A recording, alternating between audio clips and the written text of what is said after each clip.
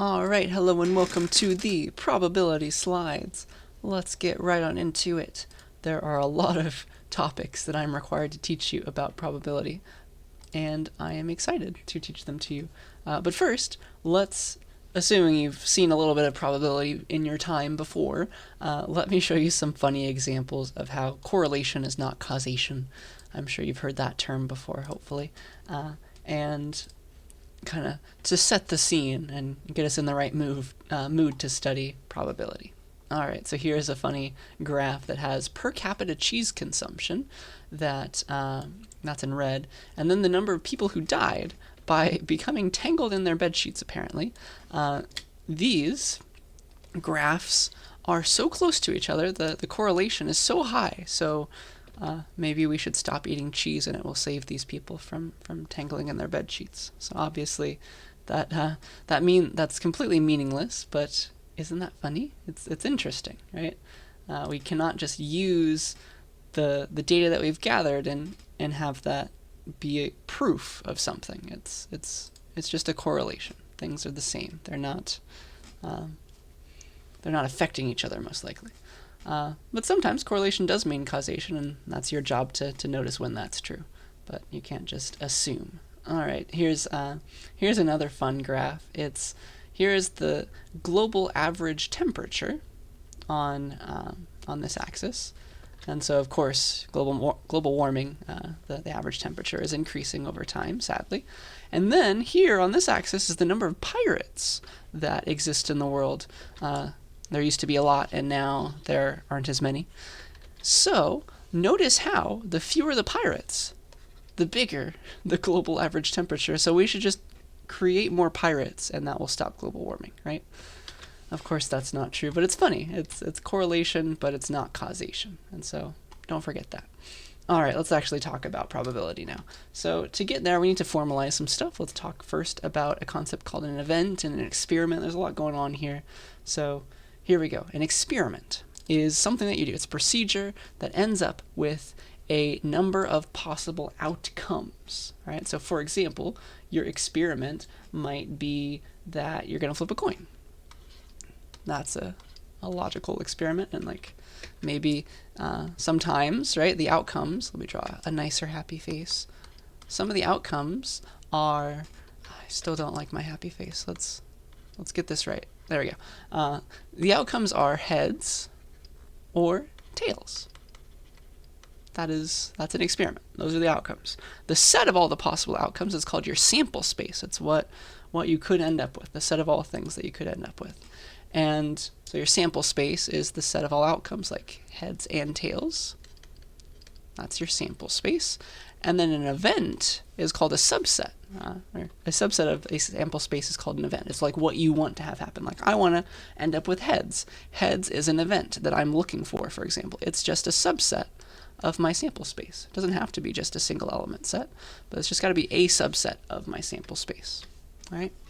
That is the fancy terminology and the notation.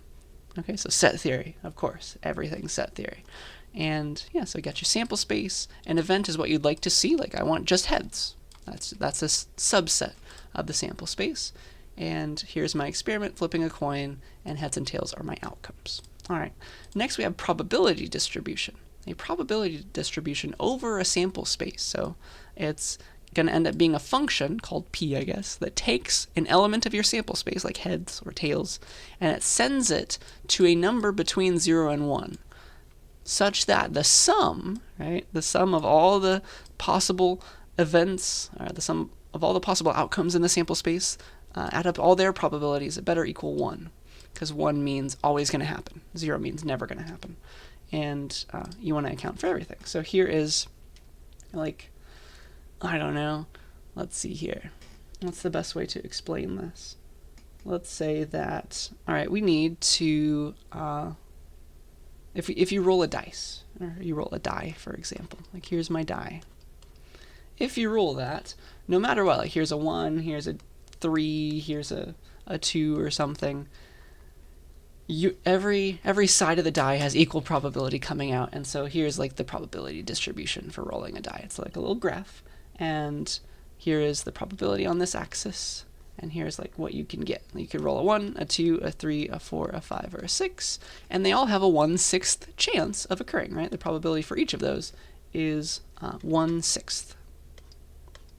I'm sure you've seen that before. So there's your 1/6 for the 1, 1/6 for the 2, 3, 4, 5, 6. They're all the same. So that's your probability distribution. Just take each element of your sample space, show me its probability. That's all. And the total probability, of course, should be 1. Like some things can't be more than perfectly likely. It's impossible to be more than 1. And you have to account for everything. So these sum to be probability 1. With certainty, at least one of these is going to happen. All right, that's the idea. All right. Also, you can talk about the probability of an event. So an event is just a subset of your sample space. So maybe like I'm really, really hoping to land either a 1 or a 6. Like that's what I really care about. And that could be an event that I care about worrying about, that I care about like getting the probability of. You can ask for the probability of the event. You can use this notation.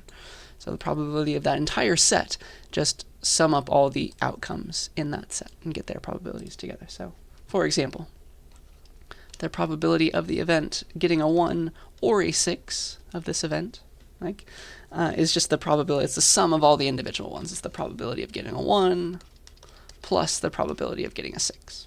That's all. That's the goal. And let's see. A lot of probability distributions, just like rolling a fair die, are uniform, we say. So that's when the probability distribution has every outcome at the same probability. And so that's very easy to calculate because you can just divide by the total number of outcomes. Like there's 6, so it's a 1/6 chance if you have a fair die. If you have a loaded die, maybe it's really common to get like one of those numbers or something. The probability distribution is not equal. That is not a uniform distribution, but this is.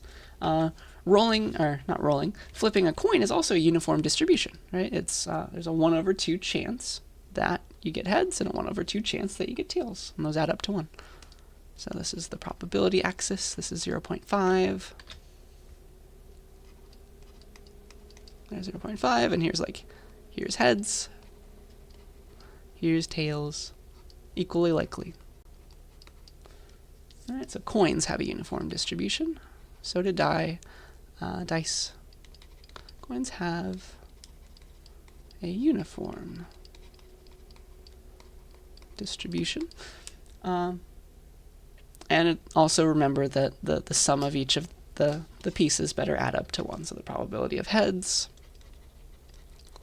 plus the probability of tails is, of course, equal to 1.0.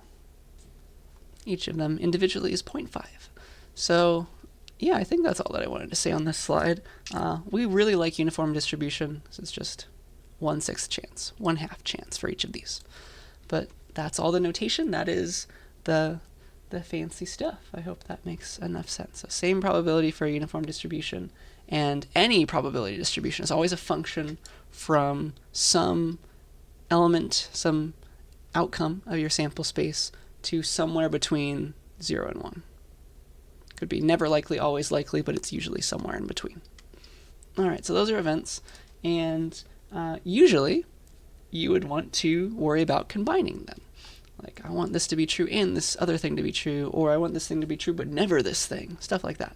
So let's talk about combining events. We said that 2 events are mutually exclusive if they're sets, right? They're all just sets at the end of the day, if they are disjoint as in their set form. All right, so 2 events are mutually exclusive, we say, if they look like this. Like here's one event where like I roll a 1, 2, or 3 on my die. And here's another event of me rolling a 4, 5, or 6 on my die. There's no overlap, so they're mutually exclusive, we say. They're disjoint. But these events, I don't know, if you have an event that looks like this, it's got these outcomes, and an event that looks like this, it has these outcomes, and they share some, they are not mutually exclusive. They are not disjoint sets, okay? So that's that. You can ask for the union of 2 events, because they're just sets at the end of the day again. So what's the probability of event 1 union event 2 happening? It's like the probability of either one happening. So it's the sum of them minus any overlap, because you want to make sure that you don't double count or anything. All right. And so Remember that this goes to 0 when those events are disjoint, just like when you're adding up the size of sets. 0 when they are disjoint.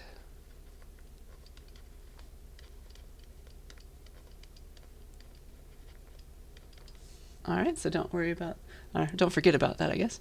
And then finally, you have the complement of an event. It's like you use a bar to represent it. It's essentially the negation of an event, more or less. And the probability of the complement of E is just like, what's the probability that E is not going to happen? And because the probability of everything adds up to 1, you just subtract from 1.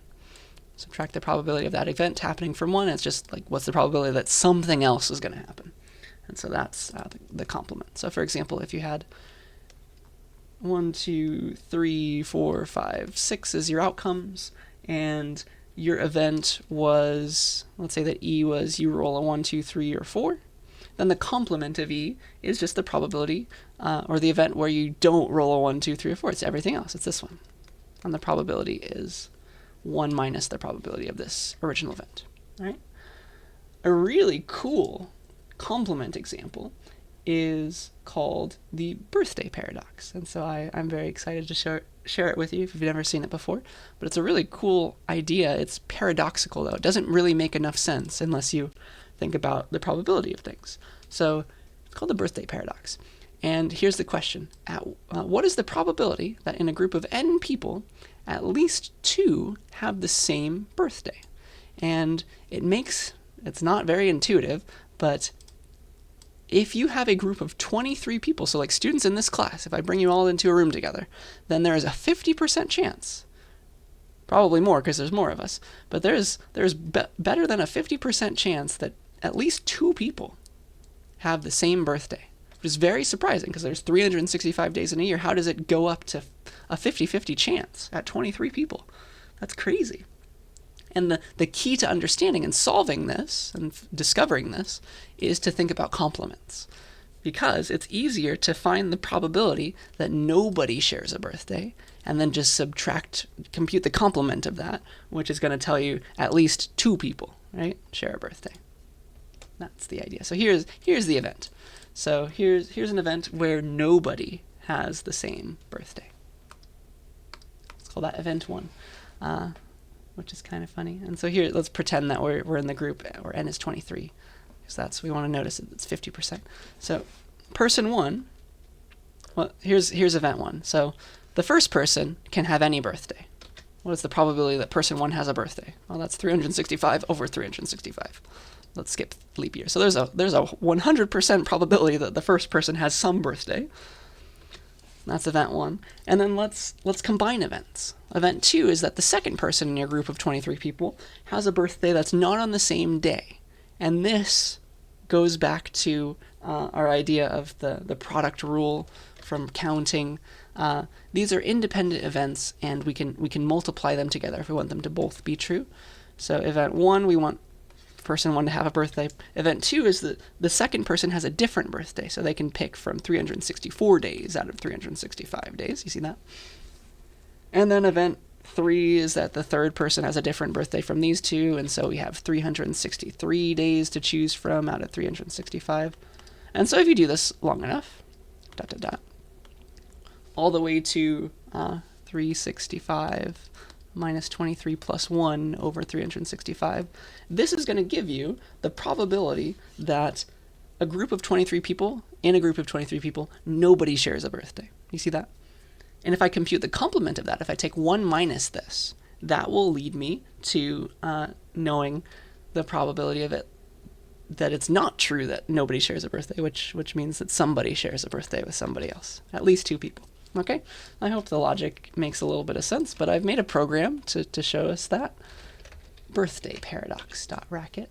And so I'll show it to you for a group of 23 people and also a group of 50 people, which is more like the size of this class.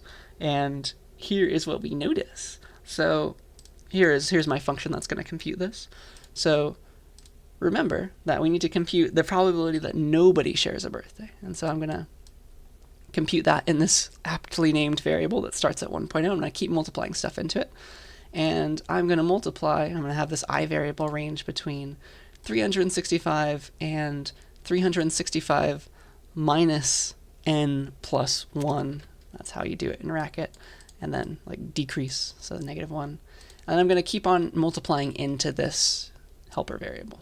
So multiply it by itself times I over 365. So that's going to end up with the probability of that like everybody was born on different days, which is the complement of what I want. And then the final probability that everybody was born on, or that at least 2 people share a birthday, is going to be 1 minus that. All right, so that's the setup. Racket birthday paradox. And so 23 is the first one that's actually like bigger. And so the probability that nobody shares a birthday is 0.49. And so just a little bit over 50 is the probability that at least 2 people do share a birthday, which is fun. So that's for 23 people. And then if you have a group of 50 people, it gets even better. If you have like a standard class size, then the probability that 2 people share a birthday, or the probability that nobody shares a birthday, is 0.02. That's 2%, like 3%. And so the probability that at least 2 people in a size 50 group share a birthday is 97%. It's really cool. It's not intuitive, but hopefully you can kind of see the logic there. And the complement is very important for that. So that's combining events. Let's next talk about, or let me just give you an example, and you can think about this. This is kind of combining some of our knowledge from the previous slides as well as these slides. So, all right, we got a drawer. We got white and black socks, and again, we don't pair up our socks, I think. And so each white sock has a unique design, each black sock has a unique design, and think of it that way. And then we're going to take 2 socks out from the drawers randomly. All right, so every black sock is different and every white sock is different. So really there's 2n different kinds of socks. And all right, you're going to take out 2 at random. Every way of selecting the 2 socks is equally likely. Pretend that they're perfectly jumbled, and the order in which the socks are selected doesn't matter. So there's a subset kind of question going on. And so now my question to you is, how many ways are there to select the 2 socks, assuming that they're all different from one another? Like, I have labeled my socks. This is sock 1, this is sock 2, this is sock 3. How many different ways are there to select the 2 socks? This is my first question. How many ways of selecting the socks result in 2 socks of the same color being chosen? So just consider all the black ones to be the same now. Consider all the white ones to be the same, but don't for A, just for B. And then finally, what's the probability that a randomly chosen pair of socks are the same color? Hoo-hoo. And see if you can simplify that. You're going to end up using choose a whole lot because you're making subsets of things, right? Because the order in which things are selected does not matter. So think that. Go back to the previous slides maybe. This is a good combination of all of our logic. And I think that was also a pun, so thank you. Okay, so give this a try and then I'll show you how I think about it. All right, first of all, how many ways are there to select 2 socks? I've got n white socks and n black socks, and they're all distinguishable. They are not indistinguishable this time. They're all different. So I've got 2 n socks, and I want to count all the ways that I can take 2 of them, where order doesn't matter. So that's 2n, choose 2. Okay, that's where your mind should go. It should go to counting subsets. All right, what about this one? How many ways of selecting the socks result in 2 socks of the same color being chosen? So the question here is more like, how many ways are there to select 2 white socks, and how many ways are there to select 2 black socks? Do you see how you can split it up? That's the idea. So how many ways of selecting the socks result in 2 socks of the same color being chosen? We're just counting ways. We're not counting probability right now. It's just like, all right, if I just consider the n white socks, what are all the ways to take 2 of those? All right, and then if I just consider the n black socks, how many ways are there to take 2 of those? And then how many ways are there to select 2 socks of the same color? It's just taking 2 white ones, the ways of selecting those, plus the ways of selecting 2 black ones, add them together. And so that ends up being 2 times n choose 2. And if you think about this long enough, what is n choose 2? It's, let's see here. N choose 2 is n times n minus 1 over 2 factorial, so just over 2 essentially. If we multiply that by 2, that just ends up with n times n minus 1 ways. I guess we can do this one too. What's 2n choose 2? Get some practice with some math. Well, that's equal to, let's see, 2n, and then 1 less than that, 2n minus 1, over n factorial. Or sorry, it's choose 2, excuse me. 2n choose 2 over 2 factorial. So just over 2 times 1, which is over 2. Over 2, and then that means one of these 2's is going to cancel. And so that ends up with n times 2n minus 1, if that's something you care about. And then let's use that knowledge last for this one. So a randomly chosen pair of socks is the same color. All right, so let's figure this one out. And let's try and get rid of any potential chooses. All right, so let's think about this one. And so this is why we did A and B. I hope you see that. What do we care about? What's the event that we care about? Well, how many ways can we get 2 socks of the same color? And then what's the total? What are all the different ways that we can do it? That's A. So it's essentially the answer to B over the answer of A.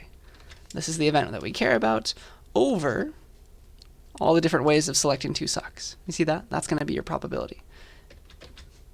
That's going to end up being the answer. And so now that's why I took the time to go through all these things. So it's going to be the answer to B, the ways that we care about this, the probability of the count of all the ways that we can get 2 socks of the same color. That's n times n minus 1 ways, over the ways of just we could select any 2 socks at all, which is going to be, sorry, that's 2n choose 2.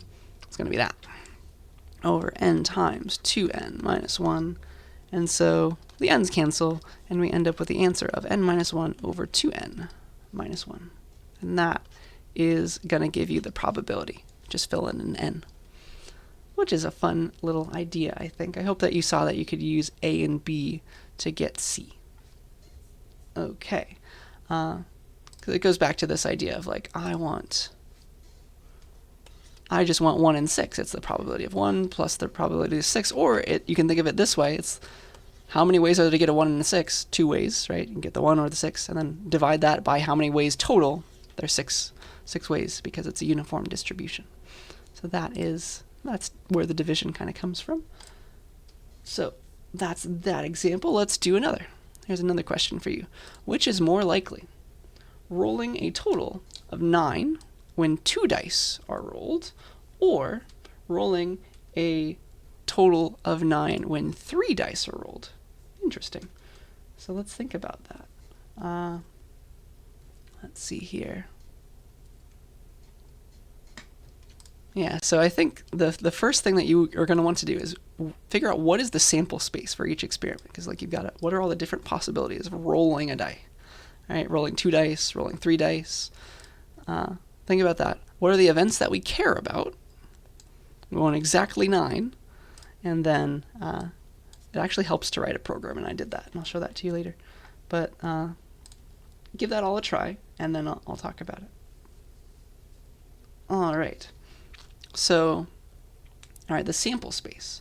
The sample space of rolling 2 dice, I'll call that S2, it's, well, just a bunch of pairs. Like the first dice was a 1, the second dice was a 1, or the first dice was a 1, the second dice was a 2. All the different ways that you could roll, right?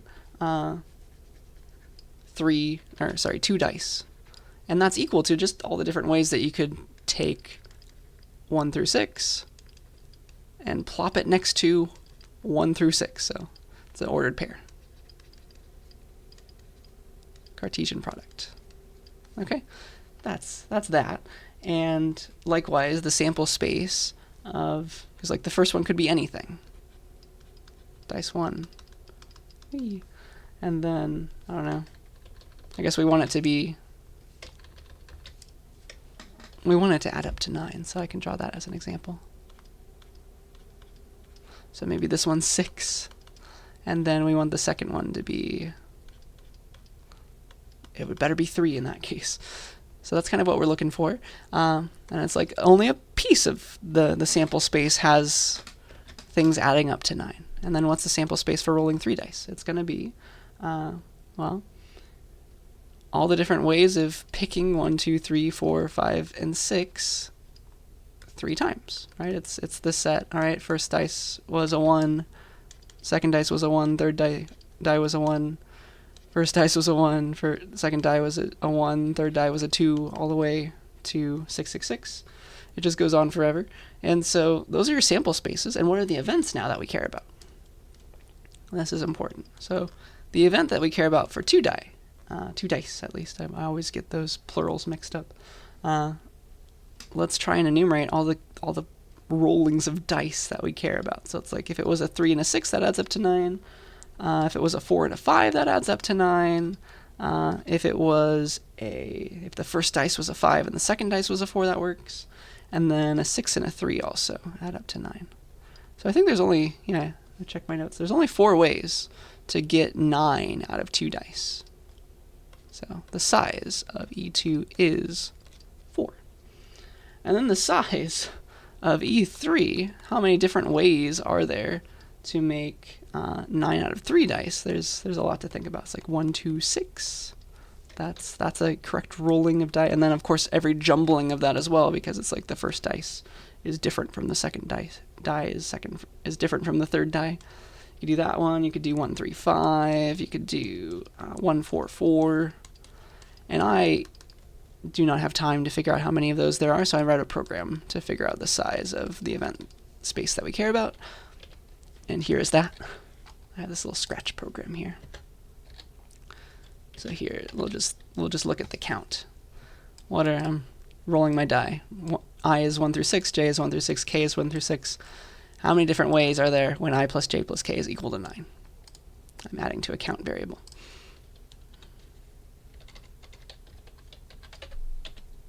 And apparently, and it's also printing them all out, so you can see, but there's 25, apparently. There's 25 ways to do it. 25 ways to make 9 from 3 dice. 25, and then the probability is going to be the sizes of the event over the size of the sample space, because each event is equally likely, so we can divide, right? So what's the size of the sample space of rolling 2 dice?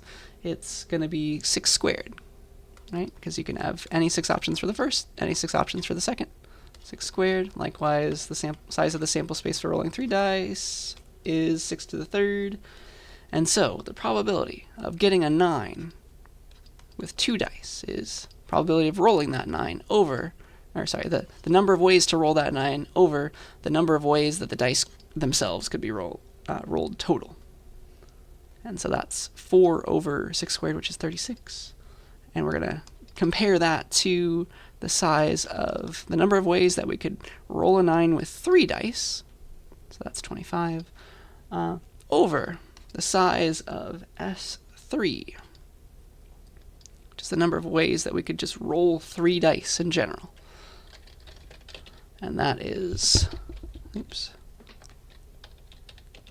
216. So, all right, 4 over 36 versus 25 over 216. Ooh, it's close, but it looks like there's a slightly better chance with 3 dice. It's like 11.6% versus 11.1%. So it's 3 dice.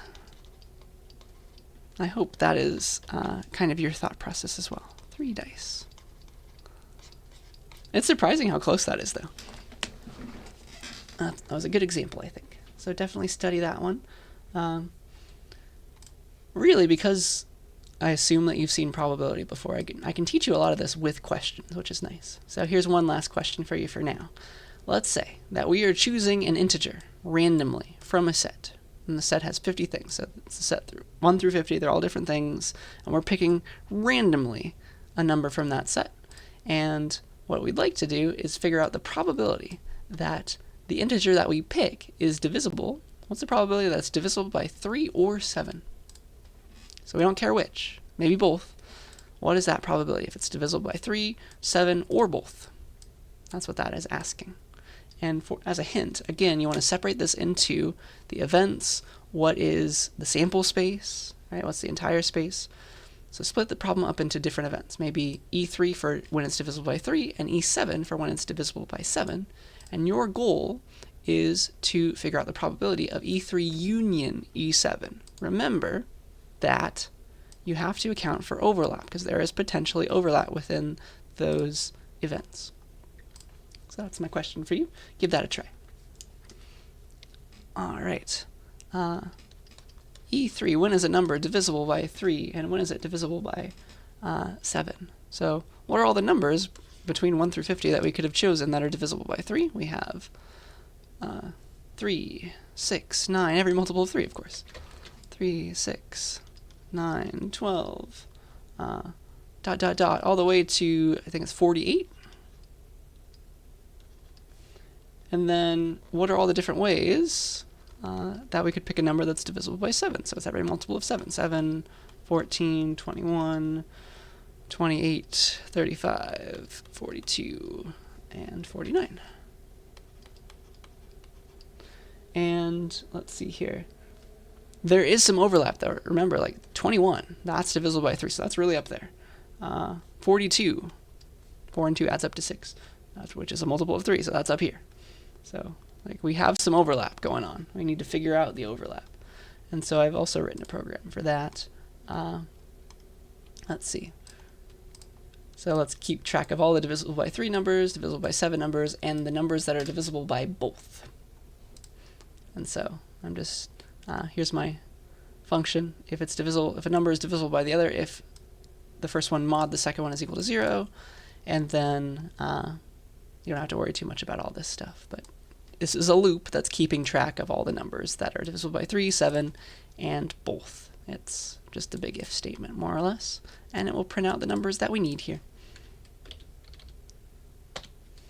And so all the numbers that are divisible by 3, apparently there are 16 of them, so the size of event 3 set is 16. There's 16 ways to get to pick a number that is divisible by 3. How about 7? E7. There are apparently 7 ways to pick a number divisible by 7. That is just every one that I pointed out, I guess. And then how many ways are there to get a number that's divisible by 3 or 7? E3, what's the size of E3 union? E7. It's not their sum, it's their sum minus their overlap. And so it's going to be, if it's divisible by both, I guess let's not even talk about the union. Let's talk about their intersection. What are all the ways to make a number that's divisible by both 3 and 7? Take them out of this set. There's apparently 2 that overlap, and it was the 2 that I pointed out, 21 and 42. All right, so that's there's 2 of those, and that's pretty much what we need. Now we want the probability of E3 union E7, and that's equal to the probability of E3 by itself. You picked a number that was divisible by 3, plus the probability of E7. You picked a number divisible by 7, minus the probability of their intersection, E3 intersect E7, because you don't want to double count. And so that's equal to, what is probability of E3? It's, well, 16 over, how many ways could you pick a number randomly from the set? There's 50 ways, right? Because there's 50 elements. So it's going to be 16, the size of E3, over the size of the set. 16 over 50 plus E7, so 7 over 50 minus, you have 2 ways to get duplicate, and the probability is always over 50, right? Picking 2 of those numbers, 2 over 50 chance that you picked a number over there. And that's equal to, let's see, 14 plus 7, so 21. 21 over 50 chance. Which is, I mean, almost half. Not bad.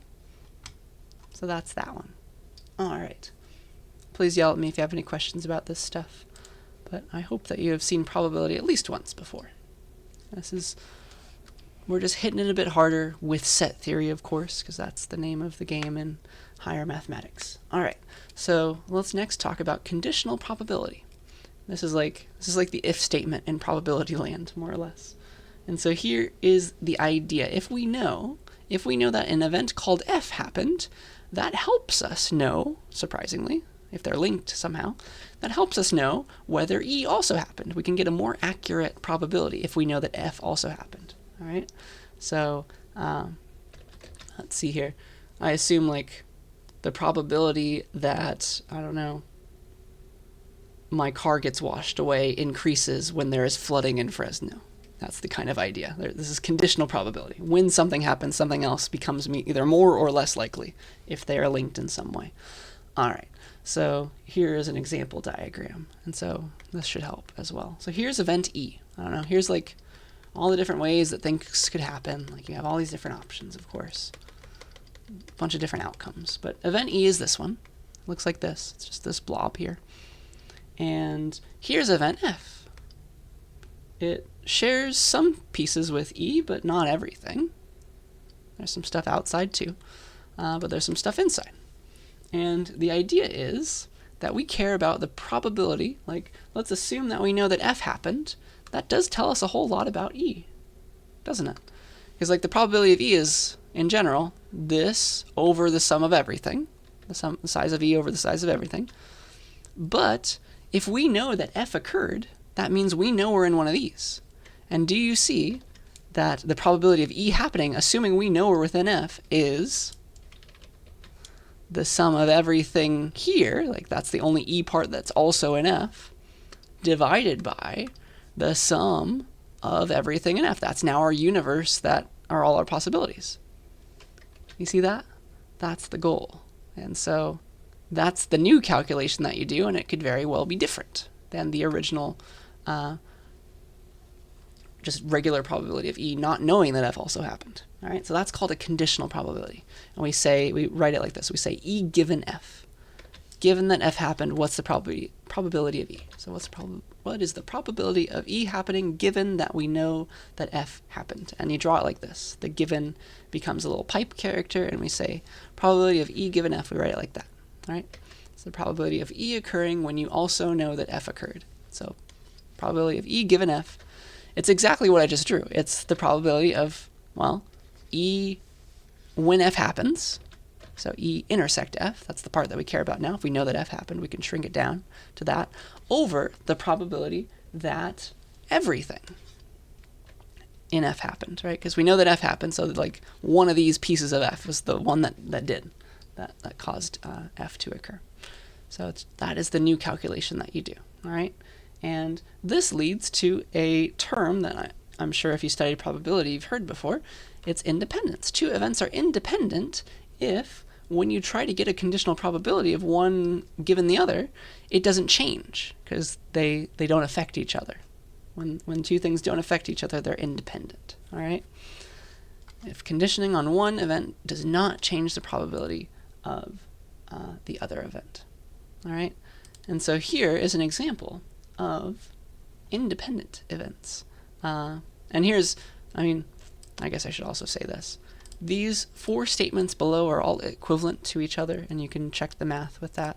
So E and F are independent. Another way to say that is the probability of E given F is just, well, F didn't help anything. It's just the same. It was the probability of E. Nothing changed. Same with the opposite. Probability of F given E is just the probability of F. All right? That's the idea. And this is like how you calculate those equations. The probability of E given F and F given E.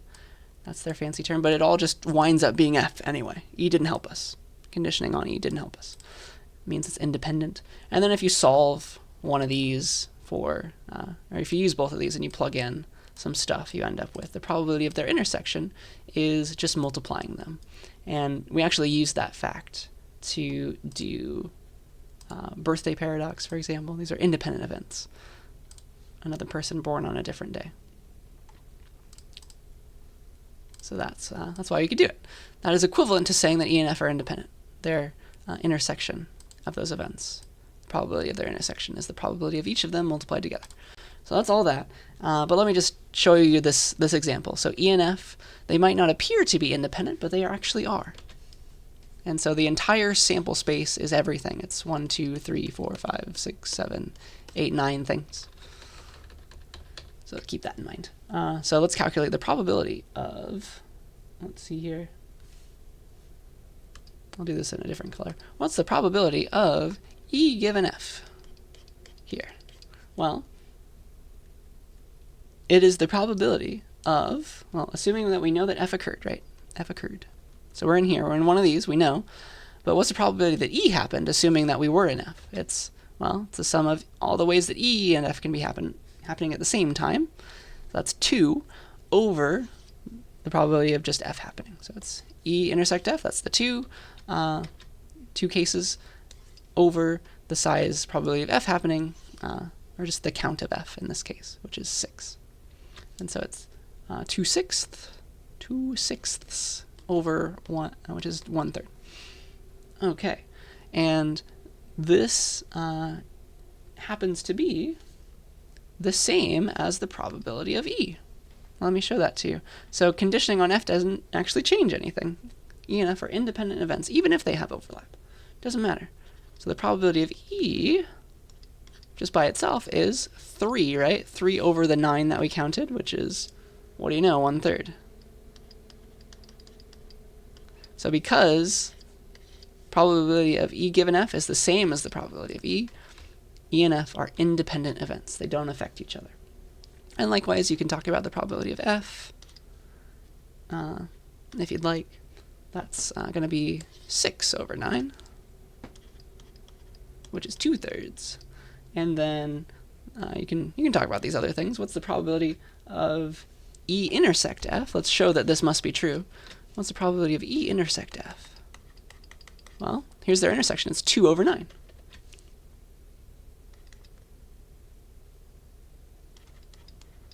And let's see here. Therefore, if you want to do this, I guess let's not show this one, but let's actually show the original one here. What's the probability of E given F? Calculating it the normal way, rather than just counting, because that was the way I showed you first. Well, it's the probability of E intersect F, which is 2/9 over the probability of F, which was 2/3.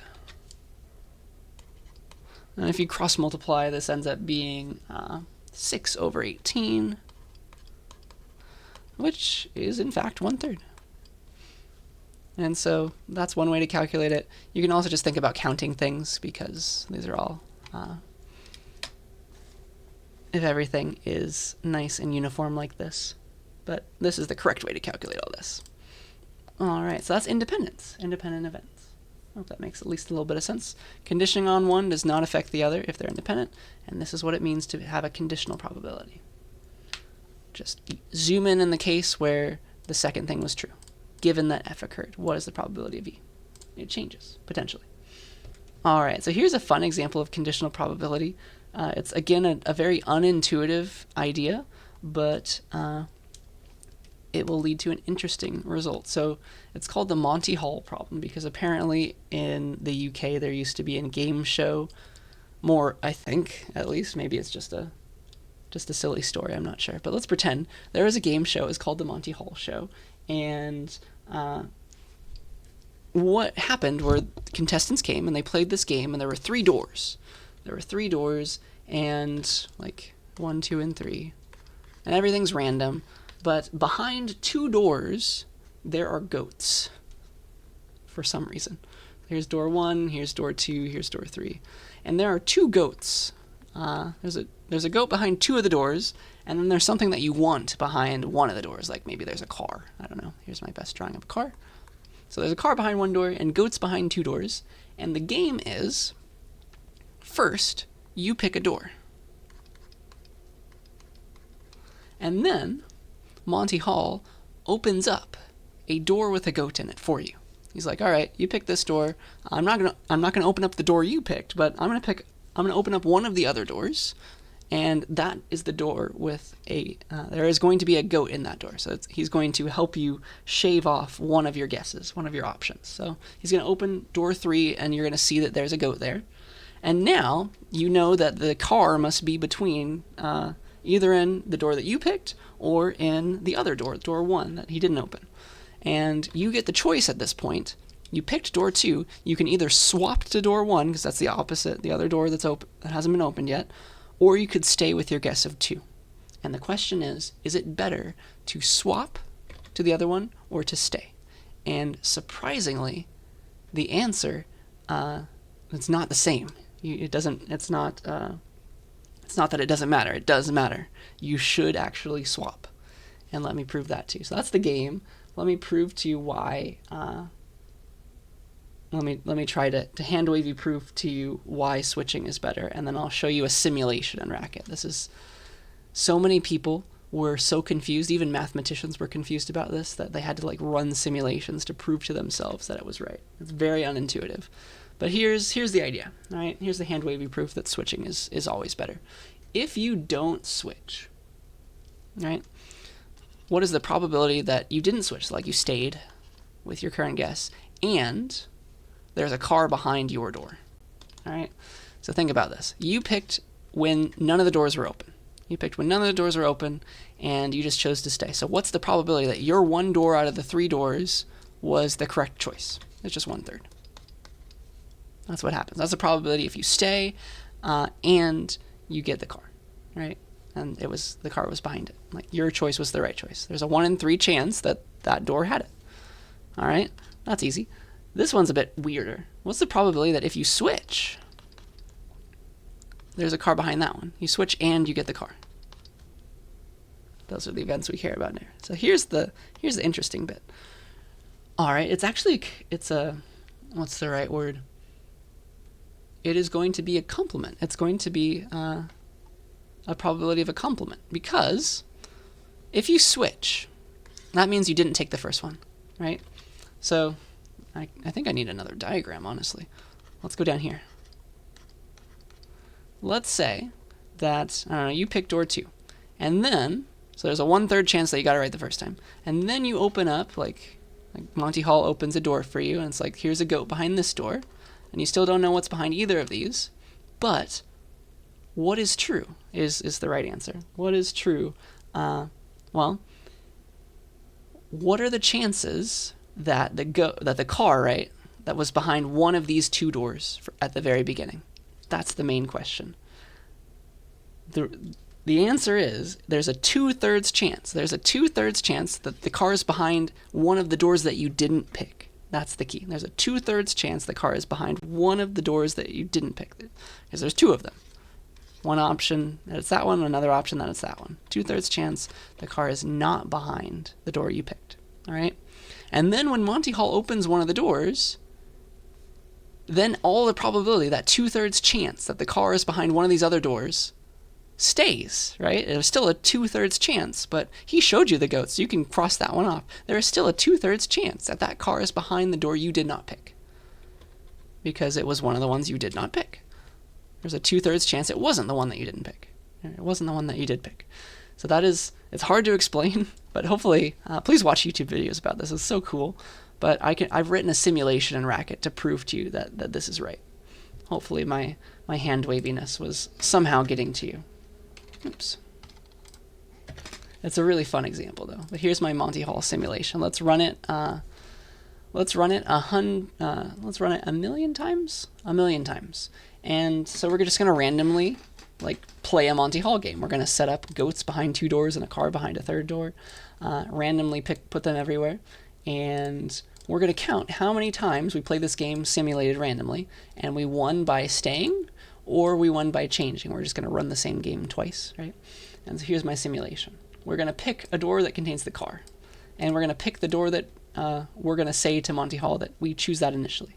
Then we figure out if we won by staying. There's an if statement, and then we're going to, this is going to simulate which door is going to get, one of the doors that's going to get revealed to us, and which one we get to change to, and see if that door that we could change to had the car behind it. So those are our simulations, and it's going to keep track of how many wins that we got by staying or wins that we got by changing, and it's going to run that simulation function. And so here's the outcome. It's so cool. It's gonna exactly approximate what we said: 1/3 chance if you stay and 2/3 chance if you switch. Racket, Monty Hall. And so it ran 1 million simulations. If you stayed, it was about a 33% chance. That's a third. Perfect. That you won. And if you change, there is a 2/3 chance that you won. Isn't that cool? So yeah, it's all about, hopefully staying made sense. Like you had a 1/3 chance of picking right.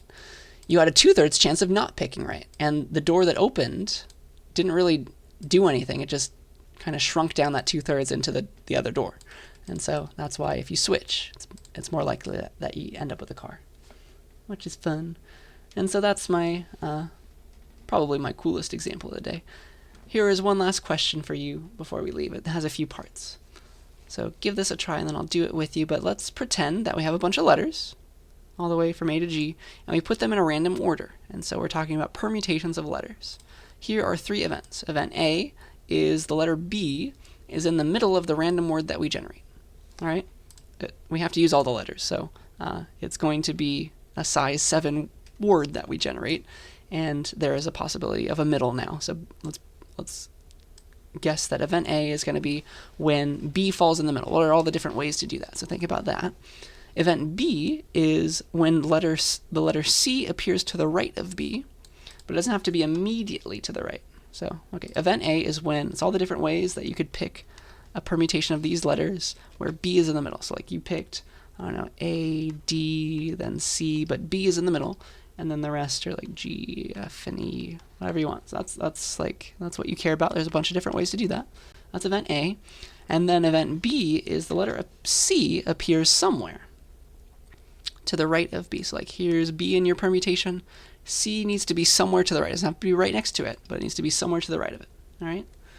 That's the idea. Those are the ones we care about. We don't want anyone where C comes before B anywhere. We don't like those. All right, so that's event B. So for example, A, G, B, D, C, E, F is one outcome in event B. And then finally, event C is when the letters D, E, F occur together in that order, right next to each other. So it's like D, F appears somewhere, but they're all as a chunk. All right, so that's event C. That is the idea. So event B is all about where C is to the right of B. Event A is B is in the middle, and C is D, E, F is just one big chunk. All right. So that is, I think, everything that I wanted to say to explain it. So try to calculate all these probabilities. The probability of each individual event, like P of A, P of B, P of C, and then start calculating conditional probabilities. All right. Conditional probabilities, and here is how you calculate those, remember? So think of it that way. And then finally, I want you to think about independence. So come back to here and look at that. But are A and B independent? Are A and C independent? Those are my 2 questions. So think of that, and I believe that is everything that I wanted to give you hints on. So give that a try, and that will really help with your probability knowledge and your skills. All right, so let's do A first. Probability of each individual event. So, all right, there's a lot going on here. So let's see here. What do we want? What's the probability of just A? Probability of A occurring. And A is when the letter B is in the middle. And so if you think about this, what are all the different ways to generate a permutation such that B is in the middle? It's, well, you've chosen to place B there. You picked B to be that slot. Really, your only choice is about the 6 other characters, and they can go in any order.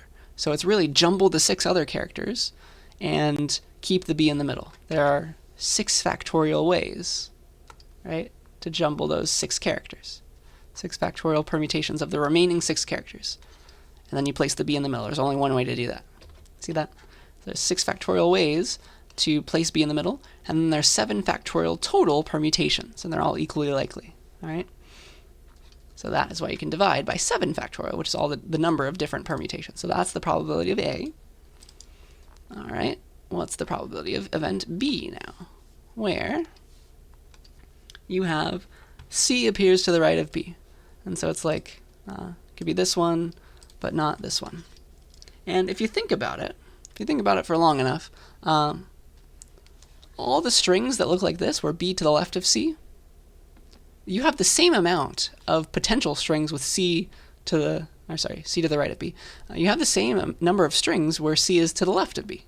There's an equal amount of those too, so it's really just a 50-50 chance whether C ends up on one side of B rather than the other, because they're all equally likely. So it's really just a 50-50 chance, and so that's something you have to think about hard, I think. But that is the answer for the probability of B. We don't know how many ways. I guess we can probably count the ways now, but just divide 7 factorial by 2. But there are an equal number of strings with B on the left versus B on the right. 50-50 chance of where you put the B. So that's that.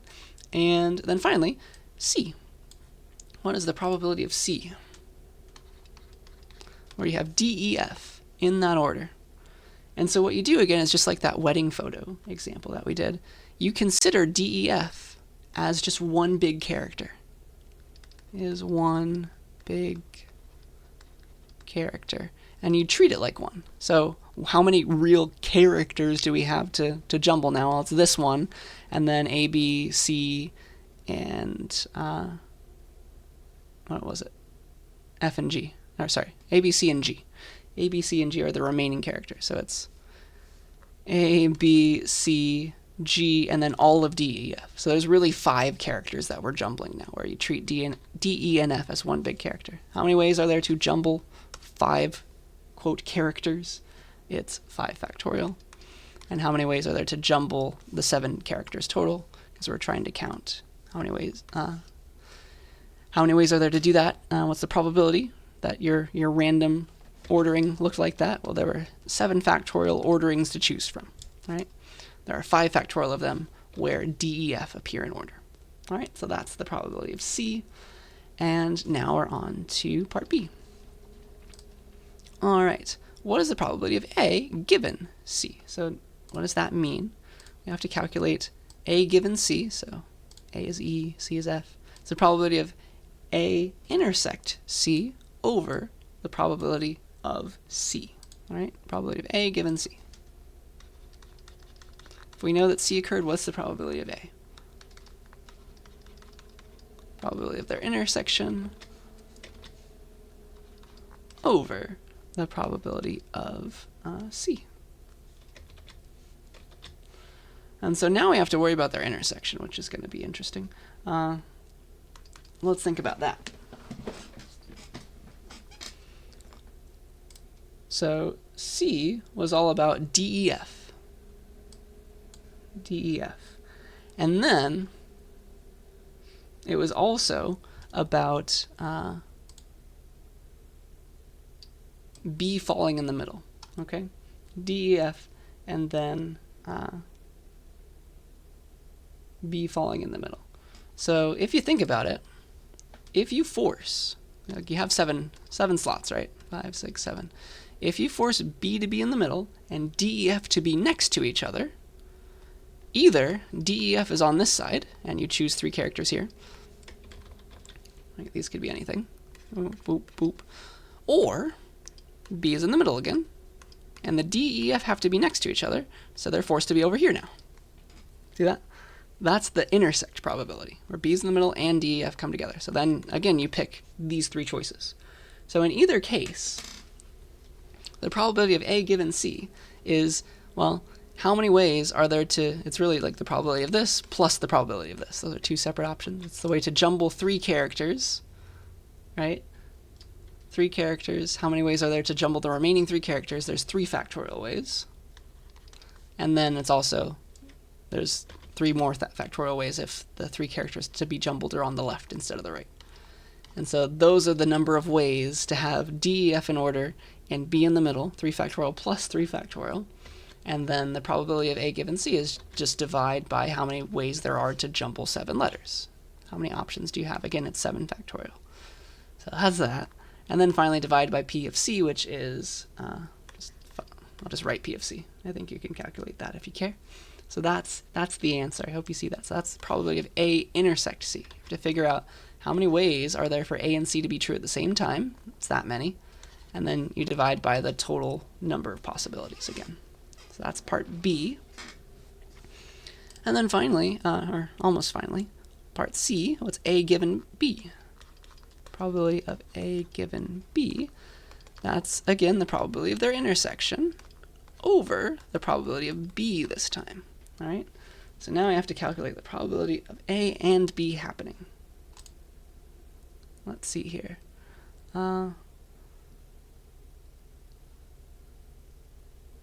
Let's see. So we had A and C before, but now we have A and B. So these two. Oh gosh. So let's think about this. If you have, let's see here, you have 7 slots to fill again. 1, 2. You have 7 slots to fill. 1, 2, 3, 4, 5, 6, 7. 7 slots to fill. But we're trying to calculate A intersect B right now. So the probability of both of those things happening, being true at the same time. So B is in the middle. We are forced to have B in the middle. And then we are also forced to have C appear to the right of B. Okay?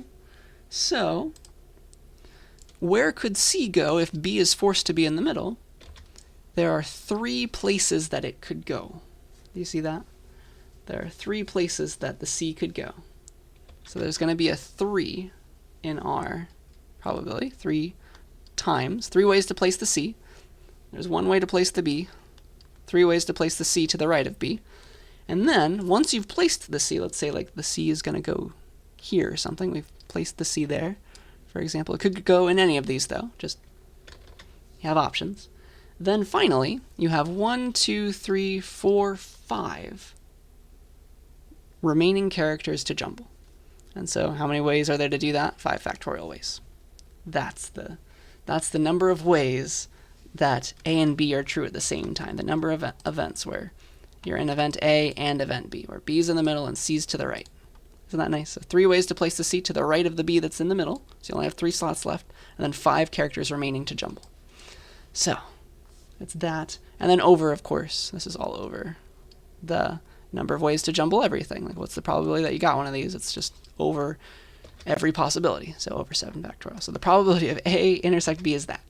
It's 3 times 5 factorial over 7 factorial. And then that's all over the P of B, probability of B. All right? And so now,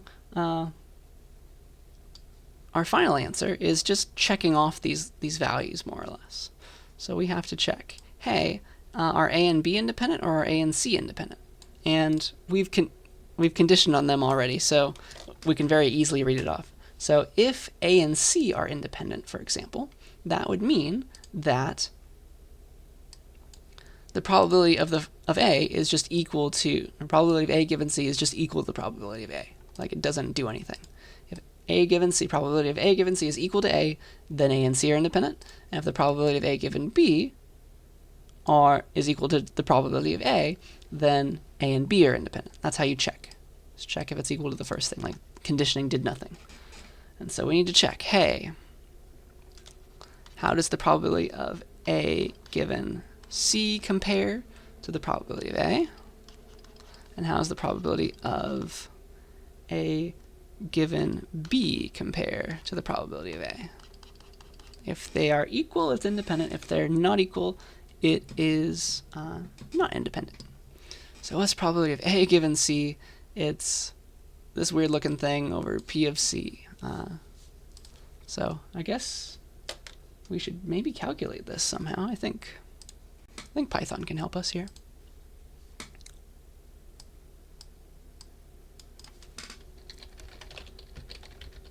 I think math has a factorial. So all right, oops. What do we got? What do we got to do? Probability of A given C, which is this. So let's just put these in. So the probability of A is math.factorial of 6 over math.factorial of 7. B is equal to 0.5, which is nice. C is equal to math factorial of 5 over math factorial of 7. And then, let's see, A given B is that big thing. A given B is equal to this giant thing. So 3 times math factorial of 5 divided by math dot factorial of 7. All of that, put this in parentheses, all of that divided by the probability of b, which I put in the b variable. And then finally, a given c is equal to, I guess I did that one first, sorry. So it's this one. It's going to be 3 factorial twice, so 2 times math factorial 3. All that over math factorial of 7. Take that quantity, divide it by the probability of c, which I stored in the c variable. So now finally, how does the probability of, well, it's the probability of a, first of all, it's that. What's the probability of a given c? It's not the same. Ooh. So that means that these are not independent. Crazy. And then a given b. Those are in fact equal. So they were independent. So a and b are independent, but a and c are not. And that's how you calculate that. So I hope that made at least a little bit of sense. There's a lot of, like, you have to set up everything. You have to think of these slots to fill. How many ways are there to fill them? There's a lot of counting plus probability. And these are the kinds of questions that you should get good at, that I want you to practice. So that's why I gave you this. So please yell at me if you have any questions about this stuff. But I think that is everything that I wanted to say for now. So we're going to come back to these slides next time and melt our brains some more. But that will be a problem for next week. So I'll either see you in the lab video or next week, depending on which order I record things.